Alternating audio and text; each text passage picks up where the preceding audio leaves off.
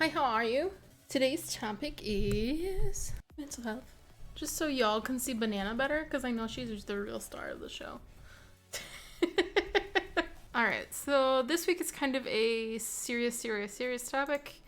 Obviously there are some things to be joked about, some memes to be made about mental health, but we're trying to keep it serious and informative here, so please have a little bit of respect in the chat if you're joining us. I also wanted to point out that I have put my personal DM link on Discord if anyone needs some time and wants to talk about anything mental health or otherwise related. That is my Discord link. My DMs are open anytime you need me. If you guys want to talk, I'm more than happy to help you guys, because that's all I really want to do is help people. Yeah. Banana knows what time it is. She knows it's time to spend time with mom, so here we are. So I have a couple things I want to talk about, and let's see here. So mental health is kind of a broad category. So let's start off with like the definition. All right, Google, what do you got? A person's condition with regard to their psychological and emotional well-being, as in all of this pressure seems to be affecting my mental health. So it's a psychological level of psychological well-being or absence of mental illness. It is a state of someone who is functioning at least a satisfactory level of emotional and behavioral adjustment. So mental health is like regular health, but just psychological and emotional health instead of physiological health. I know, life is hard. So the first one I wanted to start with was anxieties. Actually, I wanted to start with the depression. So the definition of depression, at least in a dictionary sense, is feelings of severe despondency and dejection and a long and severe recession in an economy or market. So that would be like the Great Depression or an economic depression. But it's more the feelings of like apathy and let's see. So there's that one book that the U.S. uses, U.S. Psychiatric Book for Diagnosing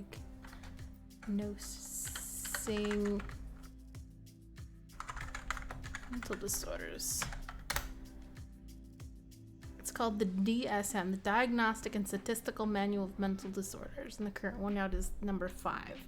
So this is what my psychiatrist actually used to diagnose me with severe depression and mild generalized anxiety disorder. I'm going to kind of talk about like kind of my experience with depression first, I guess. So a lot of people say that they're depressed, especially now. It's kind of a common thing, both with our generation is more aware of it, being millennials and Zoomers, and even Gen X. Yeah, Gen Xers, they tend to take this kind of thing a little bit more seriously. So it's definitely, I think, like a weirder thing, or I guess a newer thing, not necessarily a weirder thing, a newer thing to be able to like talk about this more in depth and more openly. So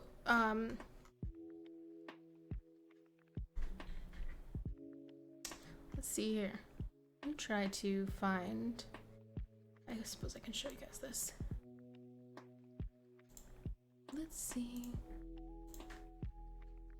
I have a couple of things. So this is the newest edition of the Diagnostic and Statistical Manual of Mental Disorders. So a bunch of experts got together and they came up with different aspects of mental health. So it gives an authoritative volume that defines and classifies mental disorders in order to approve diagnoses, treatment, and research used by clinicians and researchers to diagnose and classify mental disorders. The criteria are concise and explicit, and it's intended to facilitate an objective assessment of symptom presentations in a variety of clinical settings: inpatient, outpatient, partial hospital, consultation, liaison, clinical, private practice, and primary care. So my therapist is a private practice.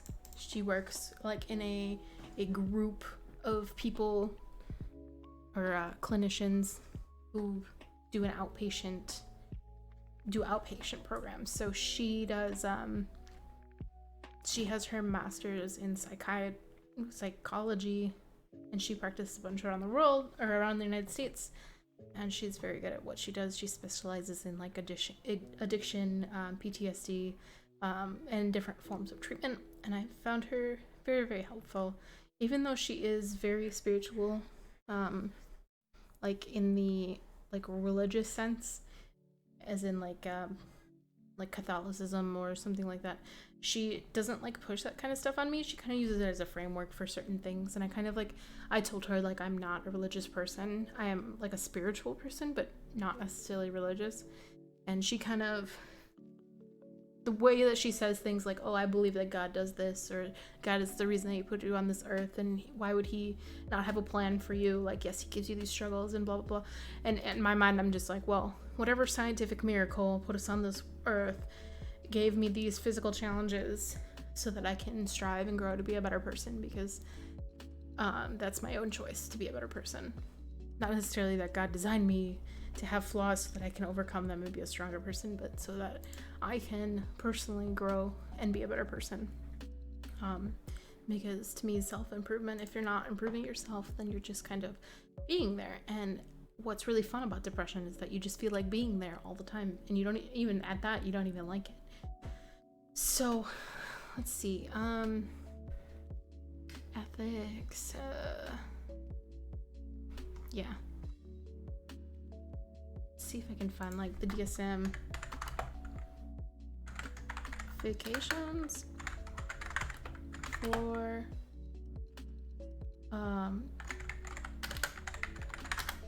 depression, the criteria. Okay, so depression, otherwise known as major depressive disorder or clinical depression. Yeah, that's what I was diagnosed as. Major depressive disorder is a common and serious mood disorder for those who suffer from depression, experience persistent feelings of sadness and hopelessness, and lose interest in activities they once enjoyed. Aside from the emotional problems caused by depression, individuals can also present with a physical symptom such as chronic pain or digestive issues.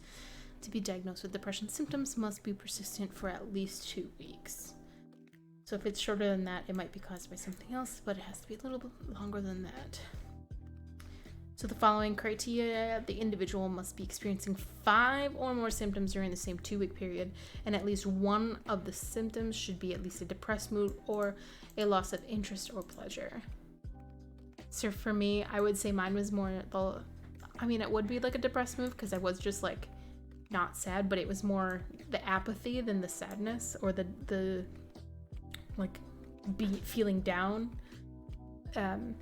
So like I just didn't want to do things. I was like, I didn't want to do, when I was in high school, I didn't want to do homework. I didn't want to do my after school clubs. I didn't want to play my instrument. And then when it was in college, it's like I didn't want to go out with my friends.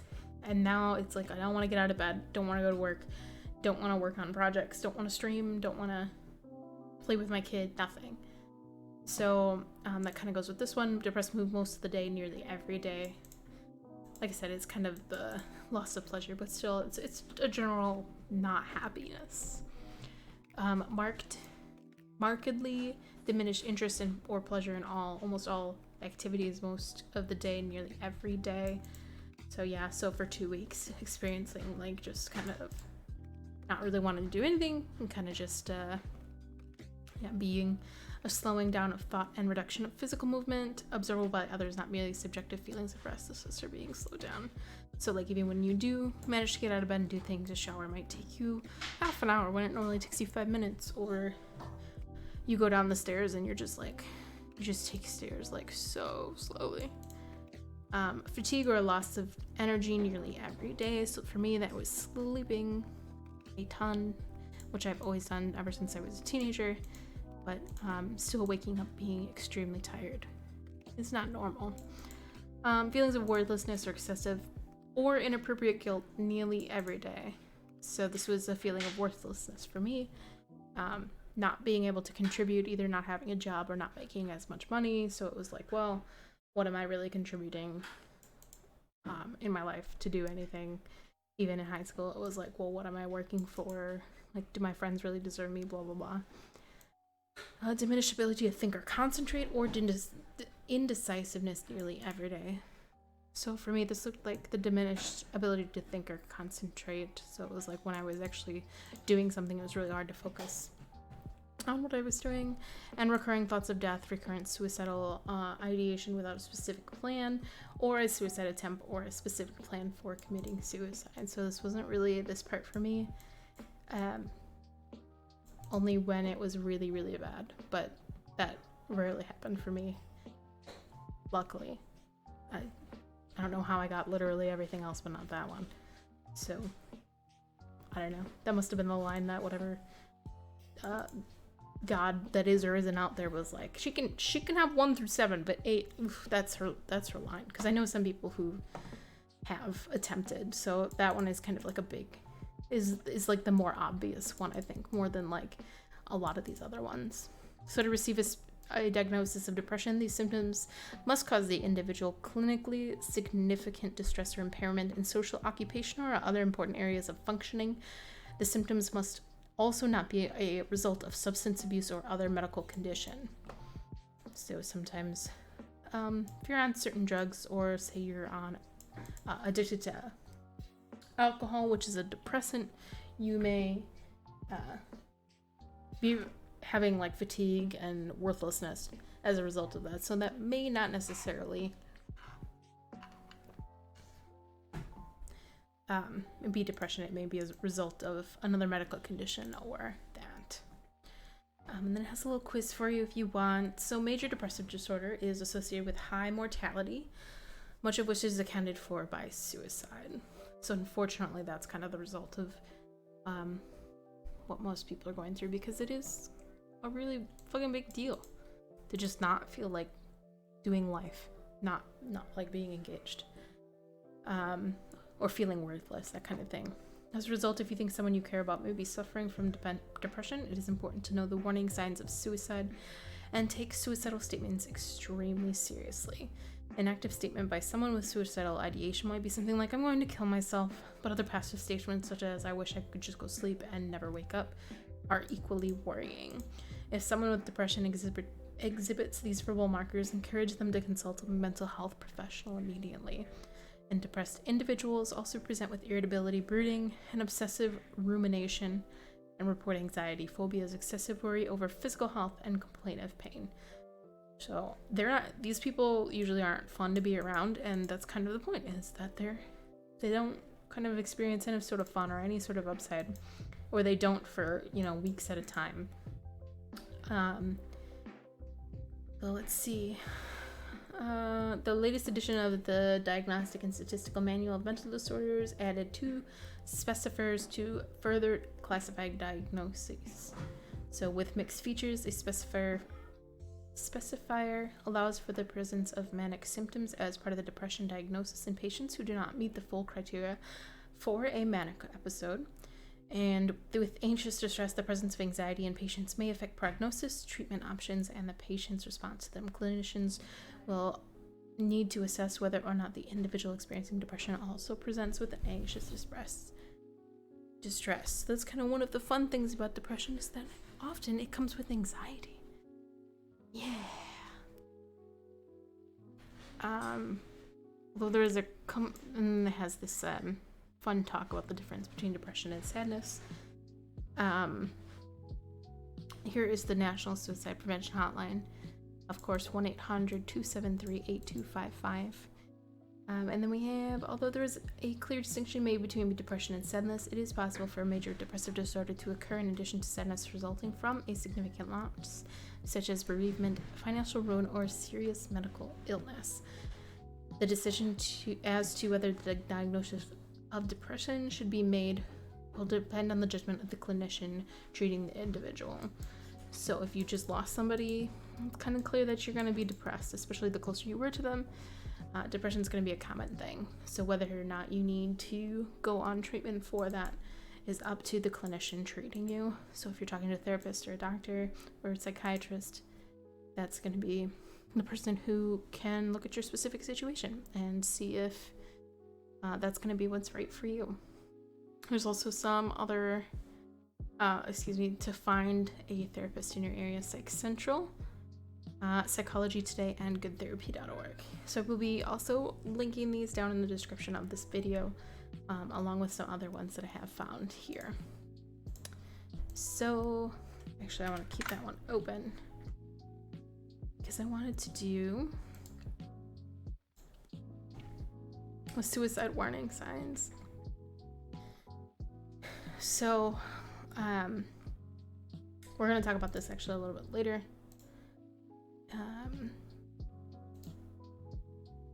Mila says, I took the quiz just to see. What was really cool is it has an action plan afterwards. It does, really? That's actually really cool. Where you can click and get professional help to learn about what sad versus depressed is. Things like that. That's awesome. So let's see. Little or interest or pleasure in doing things.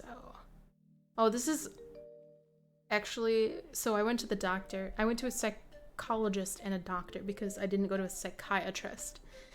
And so she couldn't prescribe me the medication, but I went to the doctor afterwards to get depression medication because I had been diagnosed with a psychologist, and she handed me this exact depression screening test by Ivan Goldberg.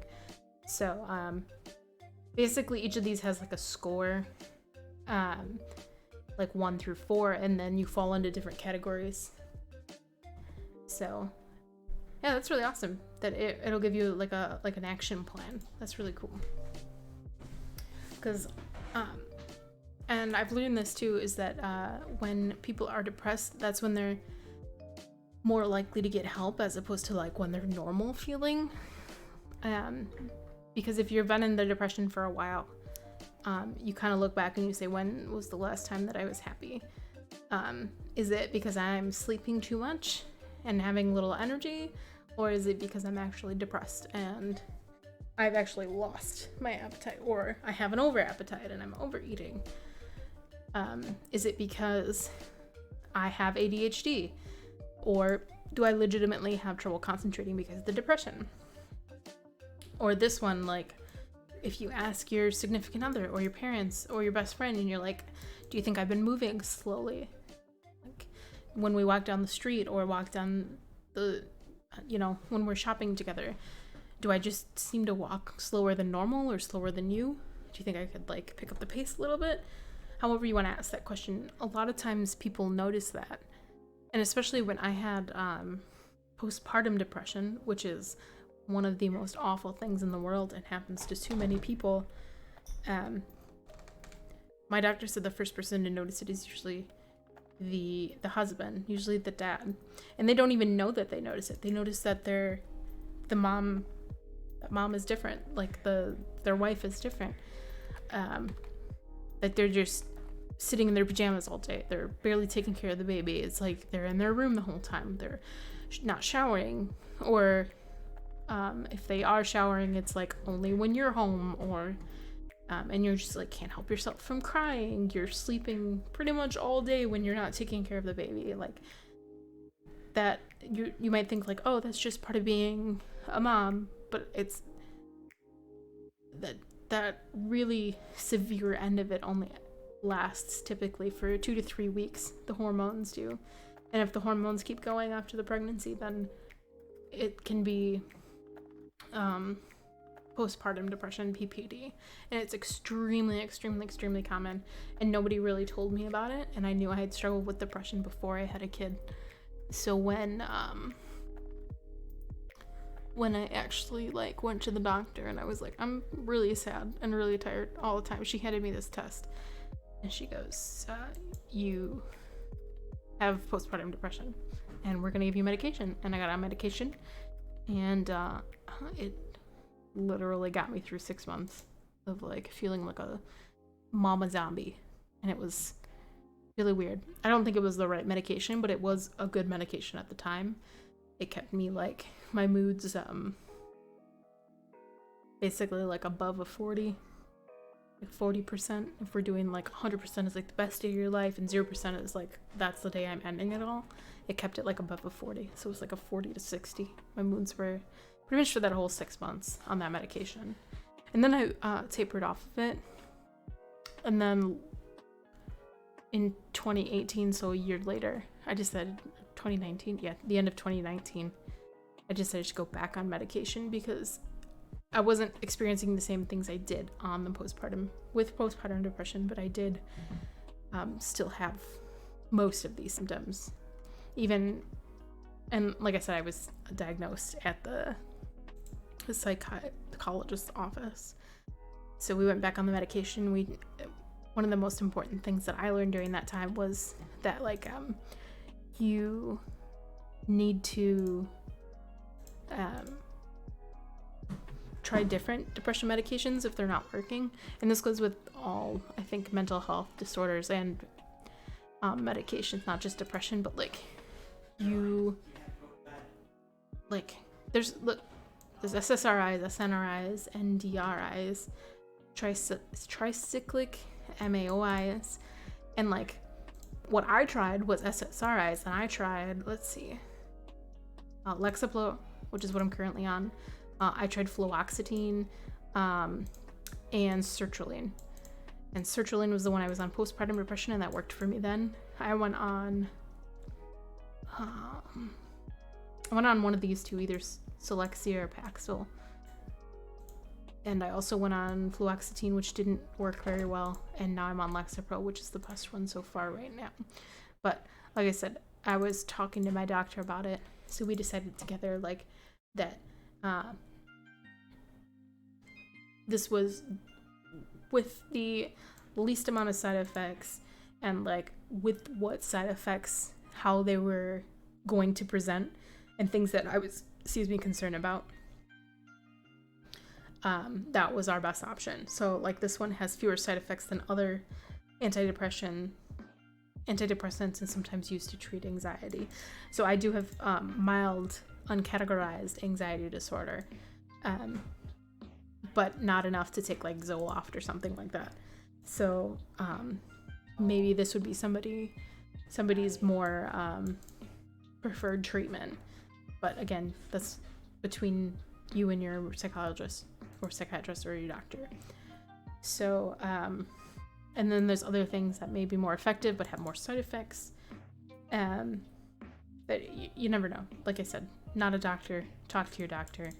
And it's also important to like keep up with talking to your doctor. So just because you've taken a medication for 2 weeks and it seems like the best medication ever, that's not necessarily how it's going to keep turning out. So my doctor and I had a check-in after 2 months of taking the medication, and the first 2 weeks I was taking notes on like the first 2 weeks. I was like on fluoxetine. I was like, this is the best medication. I feel so great. Like, is this what life is really like? It's like I actually feel like legitimately happy, and I'm not like super depressed. And it was great. And part of that might have been a little bit of what's the word? Like in my head, like a what's the fucking sugar pill thing phenomenon? Suedo, yeah. Like it was like affecting me because I knew that I was taking the medication, but like once I actually was on it for 4, 6, 8 weeks, I actually was like looking back at like what I was writing down, and I was like, okay, not only is the depression coming back, it's coming back worse. I was feeling lower than the lows I was feeling before, and yes, like maybe the highs were feeling higher, but it definitely wasn't like overall what I wanted to experience moving forward. So we tried a different one, and then we tried a different one again. And like I said, Zoloft kind of took away all my emotions, so I felt like a zombie. I said like a robot, like just going through the motions. I had a friend who was on sertraline, and she said she would just, when she was in high school, they lived across from they lived in the desert in Texas, and she would just sit on her back porch and just stare all day just at the field across the street from them all day on Zoloft, because like it just took away all of her emotions. And the same thing happened to me. Like, I was able to care for my daughter, and I was able to, like, live just fine. Like, it got me through that time, and I was appreciative of the medication and stuff. But, like, that's not how I want to live my life going forward. So it was good temporarily, but now I'm on the Lexapro, which is really helping. Now I can't really cry, like, at all when I get really sad. It takes a lot to let me cry, but because I used to be like a crier, like I'd cry at like everything. Now I cry at like nothing, which is a little bit concerning, but for now this is what I'm on. I'll probably won't be on it forever. I might try something else in the future, but like I said, I'm checking in with my doctor at an appointment earlier this year. I got another one coming up whenever I schedule it this year. So we'll talk about it again. We'll talk about it at every appointment after that, because it's important, and it's really important to keep track of those kind of things. Yeah, so that's always really important to talk to the doctor, talk to the psychiatrist, talk to the psychologist. And yeah, so I got this Apex Funko Pop, and she has this little stand, and she's supposed to stand on the stand and like her little foot here, but she's not balanced. Like, the stand doesn't go up far enough, so she just keeps like toppling over, and it's really frustrating. So I have to get like something to prop her up against properly. But anyways, side note. So the most important thing, and this was what's hardest for me, going through this, is it's important not to get discouraged if an antidepressant isn't the right fit for you. With patient's observation and communication, you and your doctor can find a medication that best fits your symptoms and needs. So between the time that I was on the postpartum depression medication and the time that I started trying these new medications, I was like, okay, so there's like 5 medications I can be on ish, right? Because I was thinking SSRIs. And I had already been on sertraline, and I know I didn't want to be a robot again. And I was like, well, what if the other ones don't work? What if, like, I am broken beyond repair? What if my brain is just, like, never meant to be happy? Like, what if I'm never meant to function without crying every day? And without being in bed, spending 24, 48 hours in bed, getting up only to, like, eat and shower. So it's important to realize, like, the depression kind of like took over that mindset and kind of put that fog over my brain, and of course the anxiety made me worry more about it, so that was really fun. But then after trying it, even those first 2 weeks on the fluoxetine, it was like, oh my god, it was so weird to like feel happy again. And even now it's so weird. Like I have like a normal now, and I just like don't want to go back to being more sad, because I still get like depressive episodes even on the medication, but now it's like they last much shorter, and I can definitely like recognize it and kind of snap myself out of it within 24 hours as opposed to like 48 or 72 hours in bed. So that's been really how I've been getting through this. It's also really important to like talk with other people about it as well. And if you're maybe afraid to talk to like your parents or something about it, it's a big deal to... Oh, this one even has a partner depression quiz. Does my partner have depression? Okay, so recognizing it in other people. Oh, that kind of brings me to this one. I wanted to read this because this is my favorite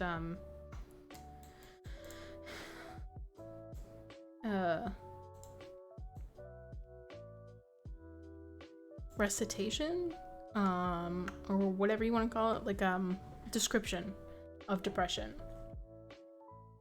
So this was found on, I Google searched it, but I have it saved on my phone because I feel like it's so powerful. Just the words make so much sense. Because not everyone experiences depression in the same way, and maybe you're not realizing that you're in depression. But we'll come back to that. So when you have depression, it's like it snows every day. Today it snowed a foot for me, and I think it's going to keep coming down for a couple of weeks. I hope the rest of you find warmth. So when you have depression, it's like it snows every day. Some days it's only a couple of inches. It's a pain in the ass, but you still make it work. make it to work and the grocery store.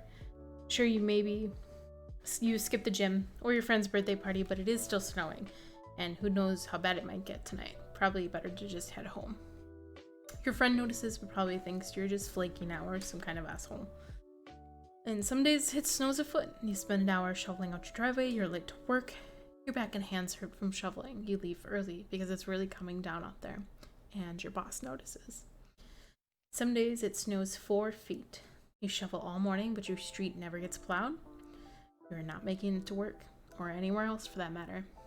You are so sore and tired, you just get back into bed. By the time you wake up, all your shoveling has filled back in with snow. Looks like your phone rang. People are wondering where you are. You don't feel like calling them back. You're too tired from all the shoveling. Plus, they don't get this much snow at their house, so they don't understand why you're still stuck at home. They just think you're lazy or weak, although they rarely come out and say it. Some weeks, it's a full-blown blizzard. When you open your door, it's a wall of snow. The power flickers, then goes out. It's too cold to sit in the living room anymore, so you get back into bed with all your clothes on. The stove and microwave don't work, so you eat a cold Pop-Tart and call it dinner. You haven't taken a shower in 3 days, but how could you at this point? You're too cold to do anything but sleep. And sometimes people get snowed in for the winter. The cold seeps in, no communication in or out. The food runs out. What can you do? Tunnel out of a 40-foot snowbank with your hands? How far away is help? Can you even get there in a blizzard? If you do, how can they even help you at this point? Maybe it's death to stay here, but it's death to go out there too. The thing is, when it snows all the time, you get worn all the way down. You get tired of being cold. You get tired of hurting all the time from shoveling. But if you don't shovel on the light days, it builds up to something unmanageable on the heavy days. You resent the hell out of the snow, but it doesn't care. It's just blind chemistry, inactive nature. It carries on regardless, unconcerned and unaware if it buries you or the whole world. Also, the snow builds up in other areas, places you can't shovel, sometimes places you can't see. Maybe it's on the roof, maybe it's on the mountain behind your house. Sometimes there's an avalanche that blows the house right off its foundation and takes you with it. A veritable act of God. Nothing can be done. The neighbors say it's a shame and they can't understand it. He was doing so well with his shoveling. This is the best analogy that I've ever heard for depression. And it rings so very true, especially for different levels of depression, because some people feel like a mild depression that's only a couple of inches. It pretty much gnaws at you like every day. You're skipping some events, but overall you still go ahead with life, right? And some days it's a little bit worse for everybody. Some days you're out there shoveling all day and you're trying and you're trying and you're trying and you're trying and trying, and you still just give up because the depression just still makes you fatigued. It still makes you feel like you're like not worth anything. Like what good are you if you can't shovel the driveway? What good are you if you're not making it to work? What good are you if you're not there for your family? A lot of this talks about even food and stuff. So you can't work the stove and microwave. You might as well not. It's snowed in, the power's off. You just eat a little bit, you call it dinner or whatever. So you can't get to the grocery store, and food doesn't, like, it affects everything. It affects your whole house. It affects the roof. It affects the driveway. It affects, like, snow is just, if you've ever lived in a place that it snows, and I do, I live in Wisconsin, you know that when it snows for a week straight, you just get so sick of the snow, and you get so defeated by the snow, where you decide that if it's been snowing since Monday, that by Saturday you're just like, I'm done. I am not shoveling anymore. I am not leaving the house. I'm just going to bundle up. I'm going to lay on the couch and I'm going to watch TV. Oh my god, do you live in Wisconsin? I grew up in Wisconsin. Yes, I do. And it sucks. Mostly because of the snow. Not the metaphorical snow, the literal snow. So, yeah, so it's really awful. And it doesn't help either. Because not only do I have regular depression, I had postpartum depression. I also had, I have seasonal. We used to sing "Fuck Wisconsin, let's get the fuck out of here" as a family. Dude, my family likes Wisconsin too much. It's weird. I don't.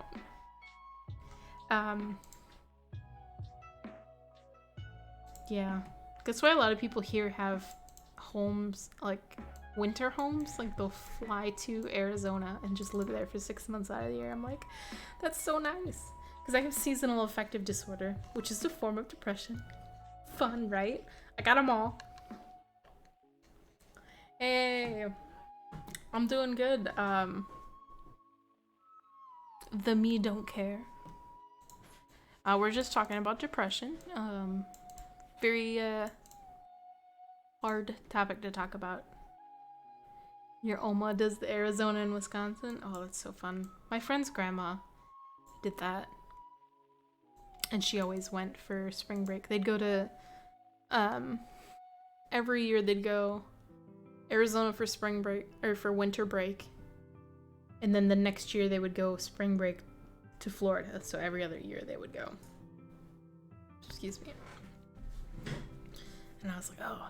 Because seasonal affective disorder, for people who don't know, is depression that hits when, basically in the wintertime, when you're, well, mostly in the wintertime, when it's cold and dark out and you don't leave your house. And you're just, like, depressed because the weather's depressing, so it makes you depressed. And the season is depressing. You're not seeing your friends, you're not going outside, you're not doing things, it's so cold all the time, you're just so sick of everything, and then you're just depressed, and it's awful. And yes. So I tried to get on medication before my seasonal affective disorder hit this year. And then the world's worst season that ever was, the season of a viral pandemic hit, and oh boy, has it been fun for everybody. It's uncovered all sorts of people's depression and anxiety. So I've been browsing our depression, and it's actually, it seems, for those of you who don't know or who are familiar with Reddit but aren't depression, is just people sharing their stories, letting you know you're not alone, and like all sorts of like reasons why people are depressed. And for the most part, I think when people post these things, they're trying to just like get some sympathy, because sometimes that's all we need is another person to say, hey, you're not alone, I went through the same exact thing. And these also talk about like suicide. So I also wanted to show that some mental health disorders, like bipolar disorder and anxiety disorder, schizophrenia, that kind of thing, which I'm only going to cover a little bit today. I'm not going to cover schizophrenia because I don't have that, and I don't have a lot of experience with that, so I don't want to construe misinformation about that. But you can apply for disability through the state if your disorder is expected to make you unable to work for whatever reason. And a lot of times if you work with a lawyer and a psychologist or psychiatrist, and you're unable to work for a long period of time, you can get Social Security disability, which can help a lot, especially if you're not able to keep a stable job because of your mental health. So like I said, it might be a good idea, something to look into, something I wasn't aware of before I started doing research today about it. A good way that I use is not exactly talk about the depression, is talk about stuff you don't talk about normally with people. The good way that I use is not exactly talk about depression, is talk about stuff you don't normally talk about with people. Can you give me an example? Like, I'm kind of getting what are you talking about, like not talking about the depression, but like get your mind off of it kind of thing?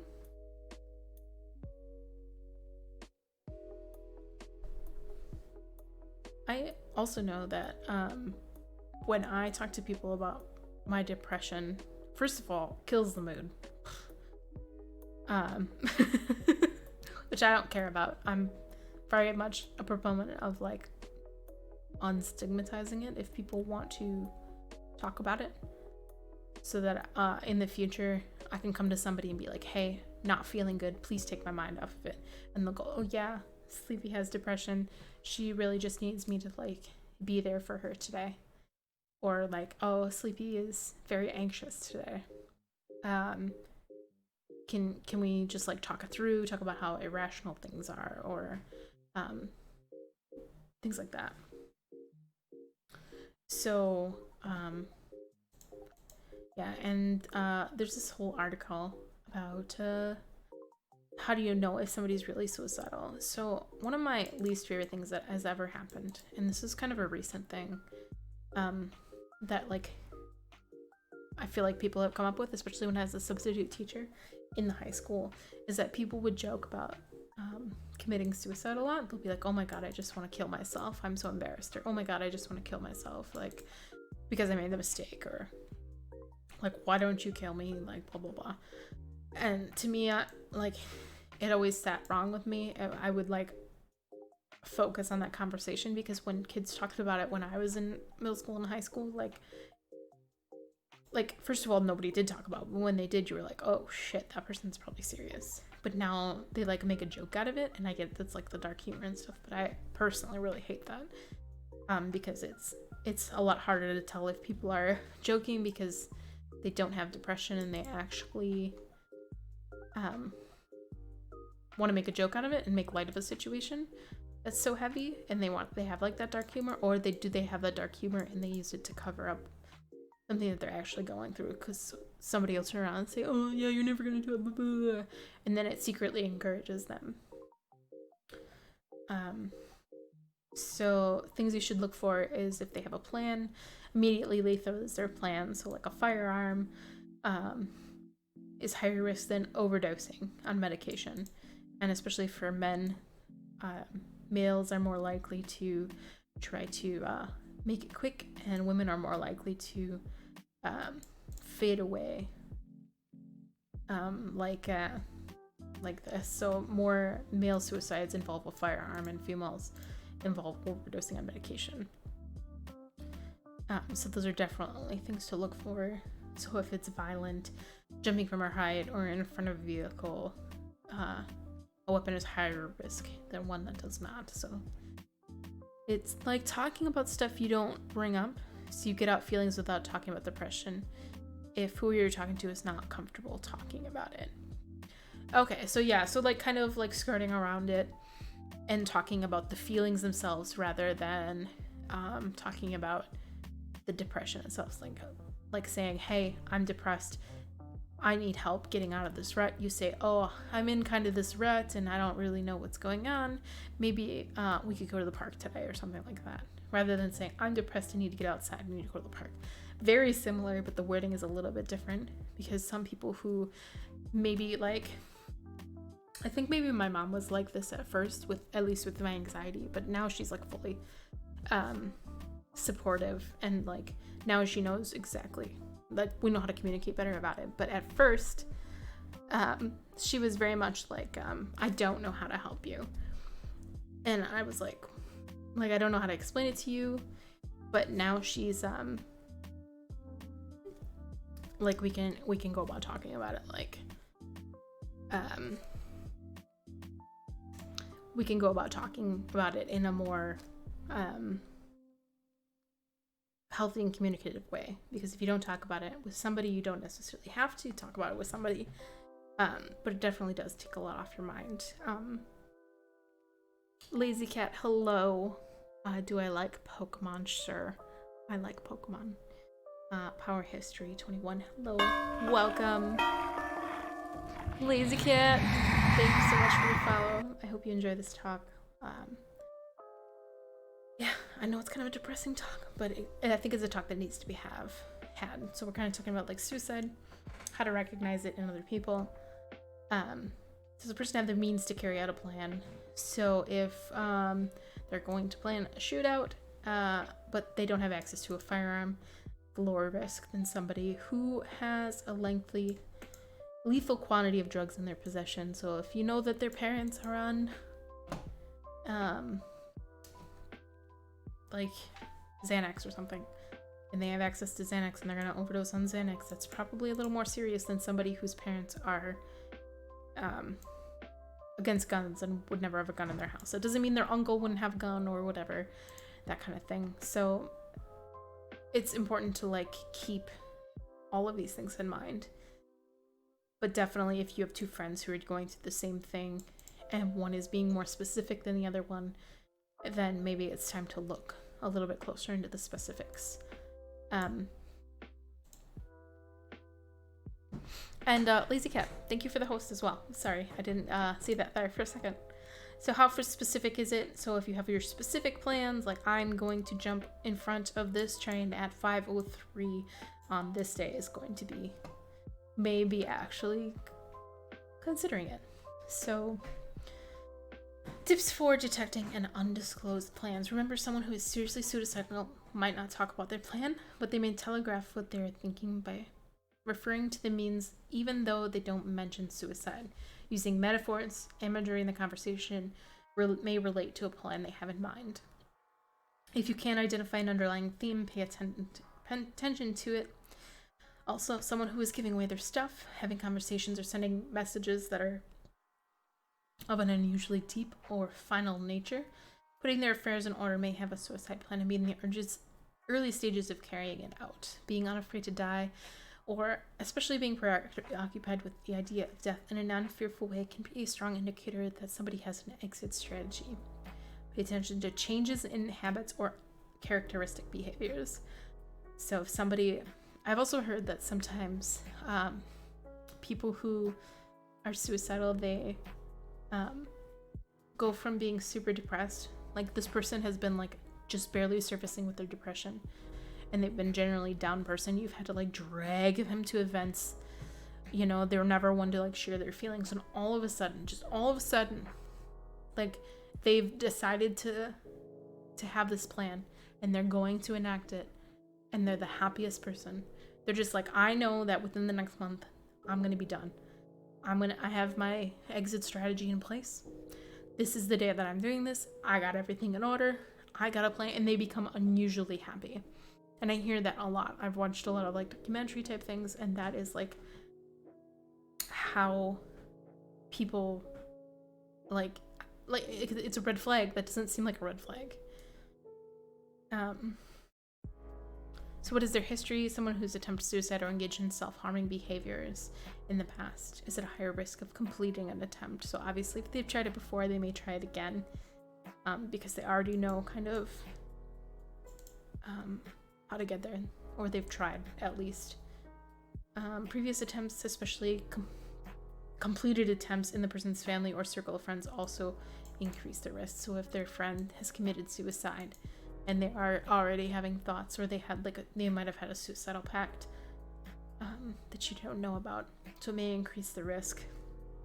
And it is a potentially fatal mistake to assume that someone who has repeated past attempts isn't truly suicidal. The interpretation that if they really wanted to kill themselves, they would have actually done it by now may be understandable, but it comes from a lack of understanding of the suicidal mindset. One of the biggest barriers to suicide is that we have an innate fear and resistance toward anything lethal, i.e. our survival instinct. Even people who are desperately committed to ending their own lives struggle against this resistance. Every time they attempt, they get a little more desensitized to lethality and undermine their survival instinct a little more. If they are not helped, eventually they are able to override their survival instinct completely and end their lives. So if anything, take it more seriously, especially if they've tried, because they're going to know what to do or what not to do, and then they may cut a little deeper or take free extra pills, or aim a little bit lower, or make sure that they're hanging a little bit higher. And that's what's, it only takes one more try, and then they actually do it. But the more vigilant you are, the more you might be able to help them, because that's ultimately what they need, is help to realize that they're not alone in this, and that they really do matter to the world. What are their inner and outer resources? The fewer or poorer the resources, the higher the risk. Also consider factors that are drains on these resources. So having family, supportive friends, supportive professionals, and spiritual supports. So if you're a part of a church that understands and is helpful, that's going to be a good resource. If a church that can like brush you off, or tell you that, you know, suicide isn't what God would want, but they've already tried it, maybe that's going to be push them over the edge and say like, oh, I'm a bad person because I've already tried this and God already doesn't like me. So beware of that. Can be counter helpful. They said that can be draining rather than helpful. Coping skills can help. Openness to try new things. So this is sometimes easier to see as the opposite, which a person sees no way out of a bad situation, like their life has become a trap. They can't see a way to get out of it alive. So let me just finish this quick. Hopefulness and emotional resilience, and a past experience of recovery from depression or resolution of personal crisis. So realizing that their life isn't a trap, and kind of thinking like, what could their life really be like? What essentially do they need to get out of this? What kind of coping skills do they need to get through it and get out of it and get over it, and not necessarily get over it, but or defeat it in a permanent way, because it's always going to be a fight. And then these are sort of drains or triggers that can include a recent loss, death, breakup, career, financial setbacks, changes in health status, multiple losses. So stacking those on top of one another are going to be an exponential drain. Addiction, alcohol, drugs, gambling. We talked about alcohol being a downer. Other sort of drugs that can kind of reduce the mental state. Isolation is such a huge thing. There have been studies and studies and studies about how emotional or physical isolation really fucks up the human mind, because we're really meant to be around each other and be with people. Abusive or dysfunctional relationships, financial stress, mental health issues, so depression, anxiety, on top of, you know, losing a friend or breaking up, on top of alcohol is gonna obviously make it a lot worse. High stress professions just adds to the tension. Personal dependence, especially to parents and caregivers. So we already kind of had that talk about like postpartum depression, especially, or if you like get the news that your sister died and now you have to take care of her children because there's nobody else that would be able to, or if you have to take care of your parents because they're elderly now, or one of them had a stroke and now you are unexpectedly, they're having to move in with you. Of course, it's going to be kind of like a death of some freedom of some sort, and kind of falls under that same category. Your whole life changed and you don't know how to handle that. So let's see. This Thomas Joyner is the author of Why People Die by Suicide and Myths About Suicide. His groundbreaking research has identified 3 necessary and sufficient factors for high risk of death by suicide. So if you were to break it down into 3 things, it's a combination of feeling like a burden to others, profound loneliness and isolation, and fearlessness or desensitization. So feeling like you're a burden to others, people who complete suicide usually think, or at least implicitly assume, that their friends and family will be better off without them. Sometimes it can make a difference to remind someone of their past contributions and or potential for future contributions, either tangible, like things they might make or say, or intangible, as in the love, humor, insight. So one of the things that kept me kind of off that suicidal ledge, I said I wasn't like one of those people who ever really felt the strong need to leave this world in that kind of way, was that I always felt love, and I always felt like something I could do could contribute to the world. And for me, a lot of it was through having a kid, because I had always wanted to be a mom. So like if I had a kid who had a kid who had a kid who had a kid who had a kid who was best friends with the person who cured cancer, that to me was enough, because like they would provide emotional support for somebody who needed it, and they were there and provided good experiences for somebody who had such a major impact on the world. Like that to me is enough reason for me to stay in this world. Or even, you know, if my kid does something even remotely exceptional, like if she's plants 500 trees out in Alaska, or if she's nice to the person who goes on to be CEO of some company and like saves 1,000 jobs, like something in her life, something in my life is going to affect somebody positively, as long as we're like putting positive vibes out in the world. Like that to me is worth staying here for. And I think that's really hard, especially with intangible things, to like be able to see that and see that far into the future, because a lot of depression tends to kind of root you in the moment and say like, why am I not currently working towards my dreams? Or why don't I have a boyfriend or girlfriend? Why, you know, I can't make people laugh, like unless I'm joking about myself. Like I'm not a good friend because I'm never there for them. But in reality, your friends would be devastated if you were to leave, and that kind of thing. And that kind of ties into this next one. So profound loneliness and isolation. People who feel a genuine connection to even one other person can usually be reached. That is why the most helpful thing you can do for a suicidal person is often not to fix anything about them or their life, but simply try to understand them as well as you can and reflect that understanding back to them so that they feel understood.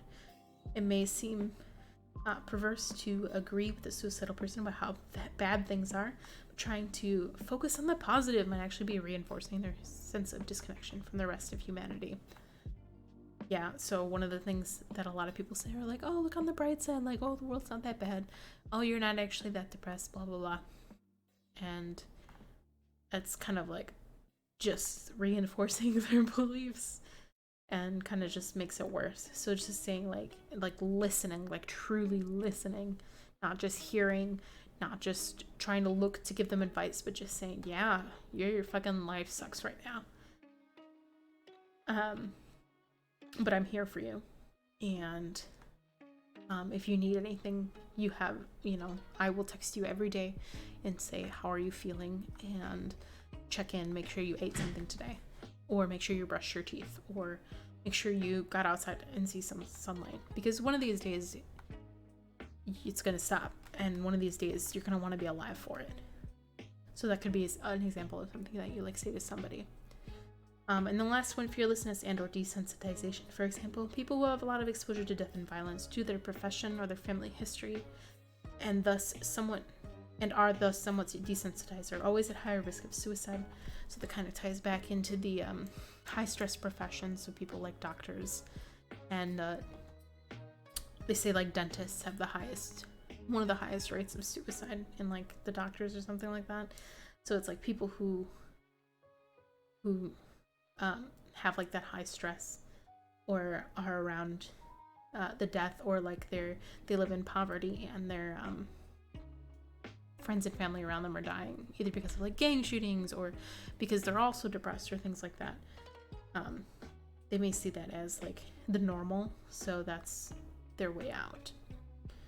The journal model factors are not always easy to detect as the behavioral and circumstantial factors above, but awareness of them can be very useful. So if you think it's reasonable, likely that someone has all three, it's probably a good idea to err on the side of caution and take emergency measures yourself, or consult an expert as soon as you can.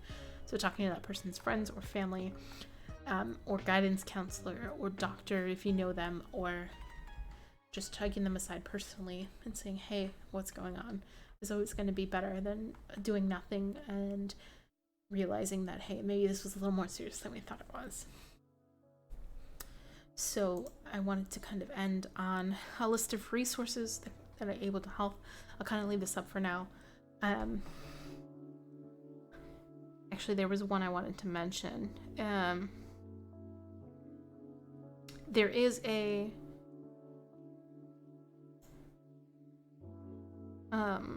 resource out there where you can check.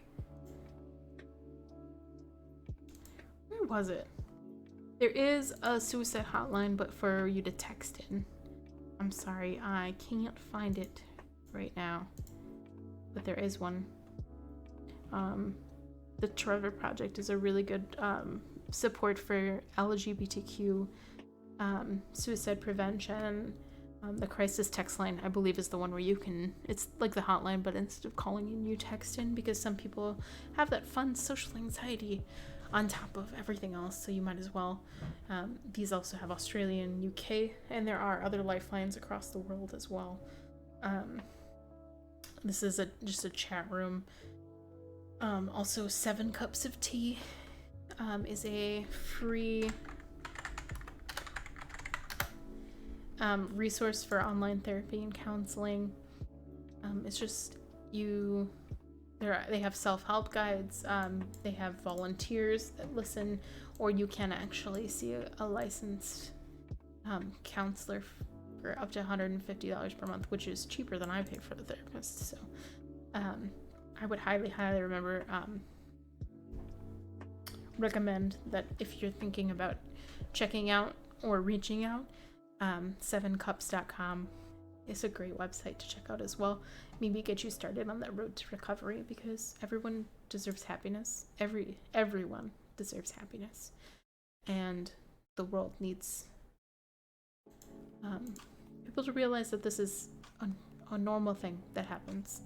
It's not fun. It's not fun to talk about, but it's there, and it's prevalent, and it's going to make a world of difference to someone if you can just talk to them and just realize that they're not alone. And even if you don't know what's going on, ask them about it and share, because the only way to take burden off people is to share it, and you're not putting burden onto those people. You are helping solve the problem, and once the problem is worked out or solved or found a way to work the way through it, then that's the only way that things are going to get better. And they can get better, and they do get better.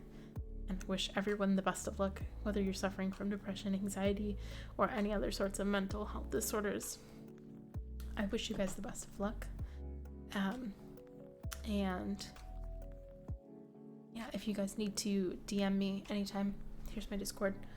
Sleepy Mama with a capital S, capital M, number 1240. My DMs are always open. I'm more than happy to talk with people about mental health or their stress levels or anything like that. I love you guys so much. Thank you for watching, and we'll see you next week.